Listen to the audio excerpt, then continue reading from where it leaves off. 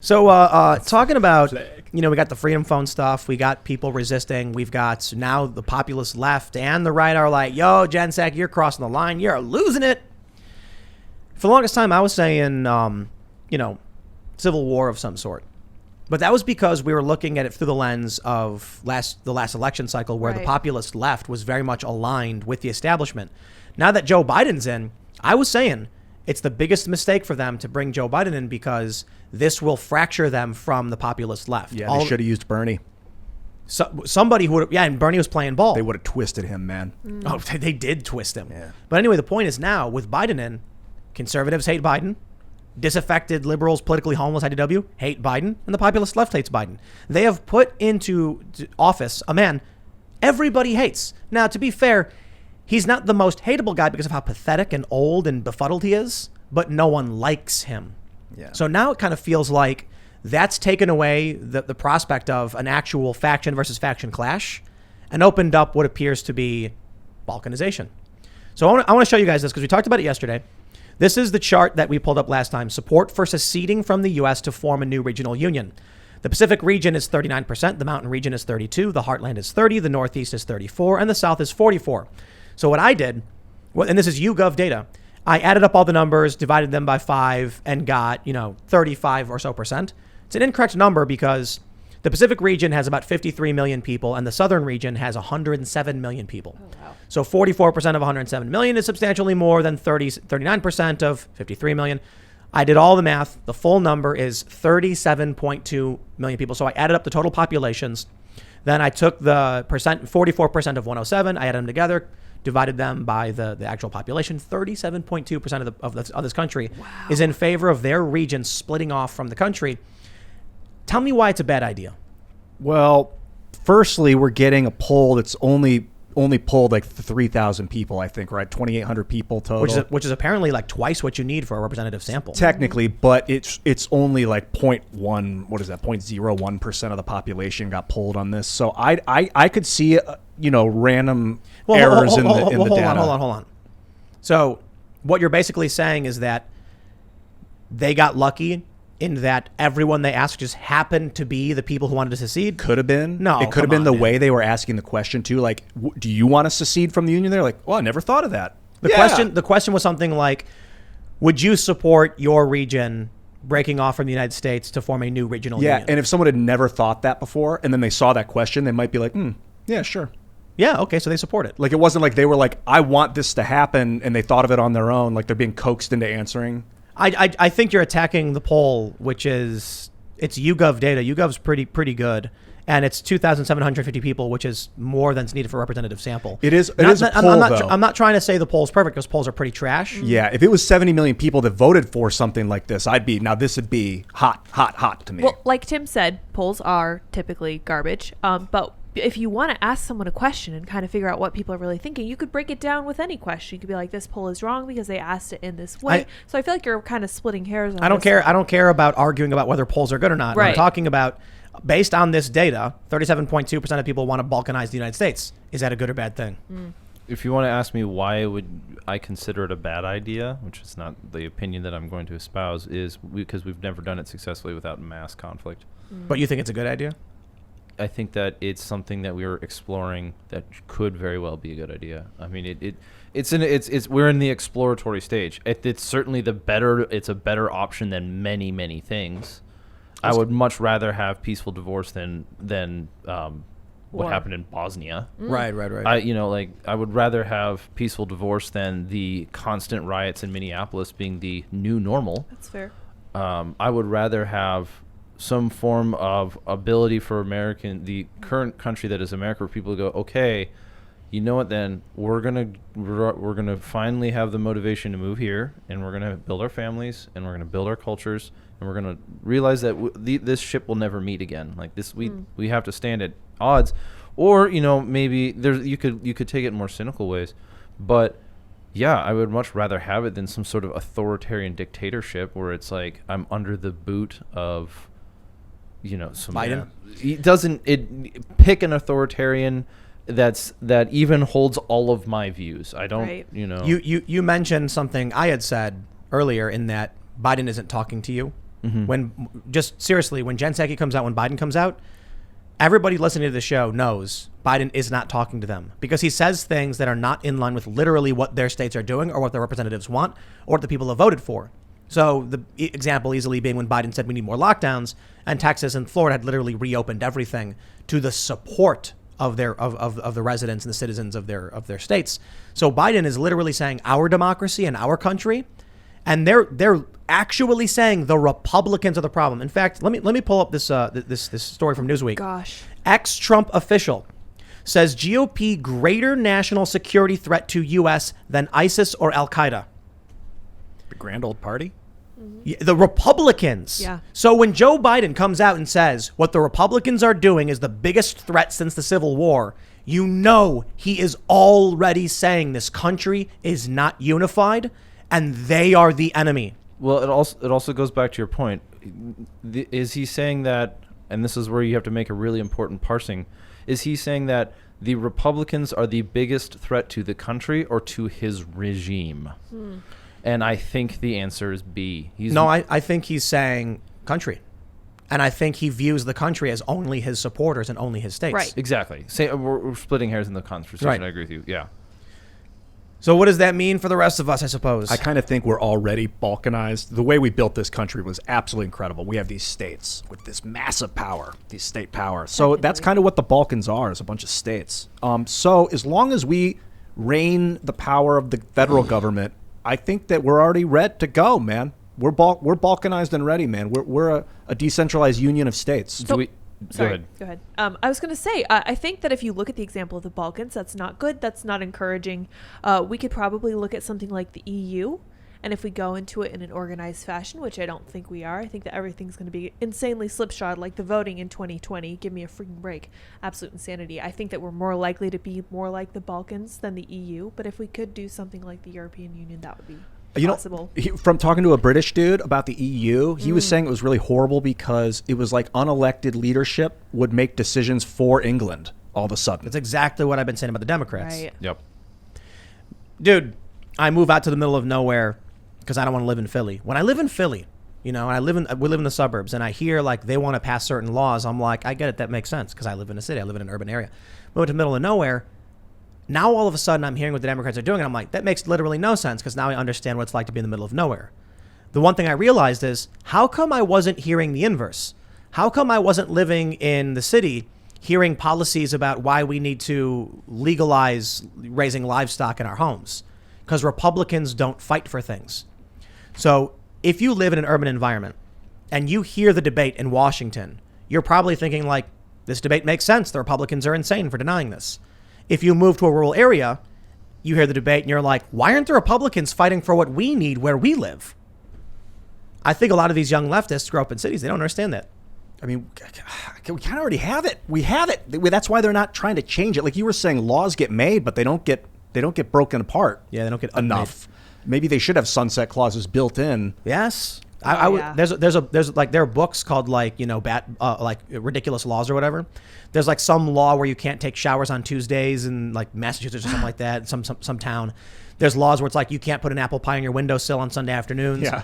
And these laws made sense at the time, but they were passed when there were like 300 people living in the city, and now there's 500,000.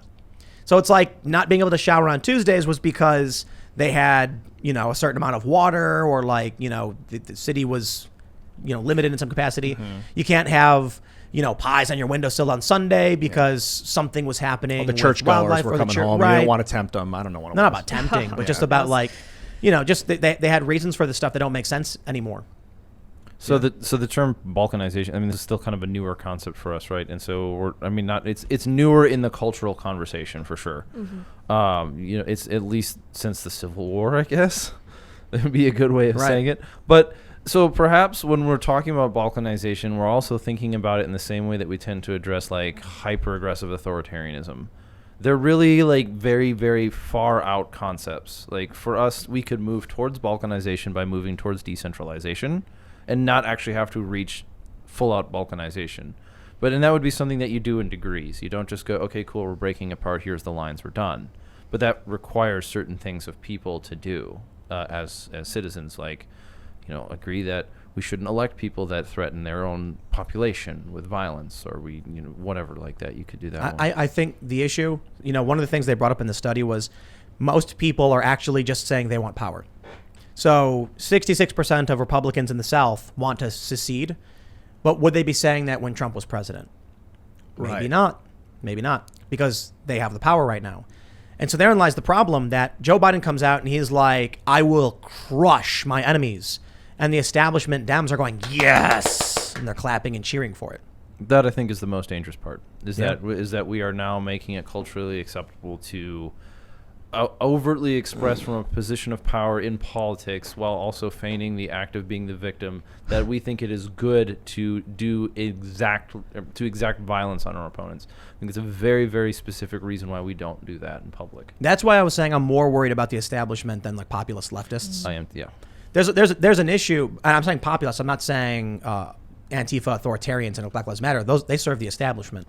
I'm saying the left's arguments about all this stuff. I'm kind of like, yeah, whatever, dude. I live in the middle of nowhere. Like, have your hippie commune, have your healthcare, whatever. Let's, if the states break apart into regional unions, you can go move to the one that better suits your needs. I would say the biggest problem with it is China. That's what I've long said. That China just takes over the moment this happens. They go, thank you, Taiwan's theirs. What's the history of the Balkans anyway? Are you guys familiar with how did it shatter? What was it before it Balkanized? And then what was it after? Kosovo, I know, was part of that. Serbia. Well, I don't know. See, because it used to be, man, I'm not educated enough on, but I got a message from someone. They're like, I was in the Balkans when I think it was the Kosovo War, and they're like, it was like Nazi Germany. It was worse. I think they actually said it was worse than Nazi Germany. And I don't think they were in Nazi Germany, but it was just like, I don't know, but mass chaos. It's interesting. Destruction and devastation. You know what's really interesting about this is there's been a lot of legit far right people several years ago were talking about wanting to Balkanize the U.S. and we all scoffed and laughed at the idea. Now they have a poll coming out where it's like, apparently Americans want to do this. I think it's bad in the long run. We don't want China to take over. We got problems here. Joe Biden's a nut. The Democrats and the neocons are really, really bad. The establishment politicians are really bad. But look at the show we're allowed to do that we wouldn't be allowed to do if we lived in China. Oh, I know. What do you guys think about the American-Russian relations? I personally feel like the United States and Russia should be the most intimate of allies to protect the Earth.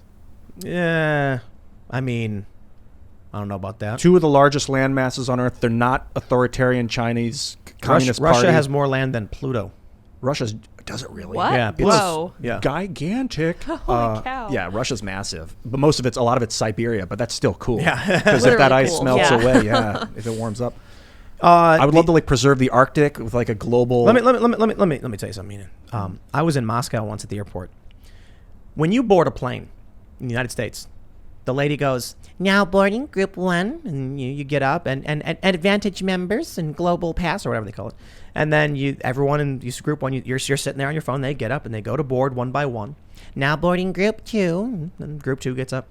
So I'm in Russia at the Moscow airport transferring. I was flying to Ukraine, and they announced now boarding group 1. Every single person got up and ran full speed, like literally running, but rushing, and then shoving each other out of the way and waving their tickets at the lady.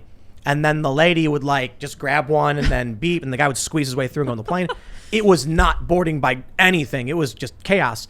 And I was like, this is weird. And I talked to my friend who was Ukrainian about it. And the general conversation was, she was saying is, yeah, that's normal. That's like Eastern European people do that all the time. And I was like, that's so weird. In America, we just group 1 boards and you get up and you sit there and you wait, because if you go up without your ticket, they'll tell you, hey, you're not group 1, go sit down. And then what she basically said was, during the Soviet Union, the people who survived were the ones who were going to steal the extra loaf of bread. Yep. Who were going to surreptitiously gain extra food somehow, or cheat on their books or whatever, or get money, or illegally sell things, or smuggle. The people who would do whatever it took to get what they wanted to survive. And now these people are the children, and some of them lived in the Soviet Union. Mm-hmm. So who survived for those 100 years of Soviet communist oppression? The people who are willing to rush to the front of the line to grab that loaf of bread before someone else got it. They had kids, they grew up, and that's the culture that persisted. Now, the conversation wasn't, that was the general idea of the conversation, and I was like, wow, dude. So there's problems with Russia and many of the former Soviet states, in that the Soviet Union created, survivors. It created Good. countries of people who would do whatever it took to survive. And with that comes pros and cons. So what is Russia? Vladimir Putin? We must take power. We must succeed. We mustn't give up. Former KGB guy. The United States is not like that. Now it's kind of being like that because because America has been so lax and so accepting with all these good times.